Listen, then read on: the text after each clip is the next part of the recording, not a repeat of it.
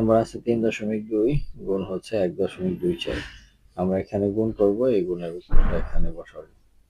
তাহলে এখানে 4 দুগুণে 8, হাতে নাই, আর হচ্ছে 3 4 12, 1 2 12, তারপরে 2 দ্বারা গুণ, 1 ঘর বাদ, 2 দুগুণে 4, আর হাতে নাই, 3 দুগুণে 6, এটা বসলো। তারপর আবার 1 দ্বারা গুণ, এটা 1 ঘর বাদ দিয়ে 1 দ্বারা গুণ দিলে 2 অক্ষে 2, 3 অক্ষে 3। এখন যোগ করতে হবে। তো 8, 4 2 6, 6 রেখে 7 2 9, আর হচ্ছে 3। এখন হিসাব করব কয় ঘর পর দশমিক, 1 2 3, 3 ঘর পর দশমিক, 1 2 3।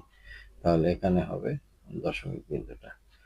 তো এটার উত্তর হলো কত, 3.968।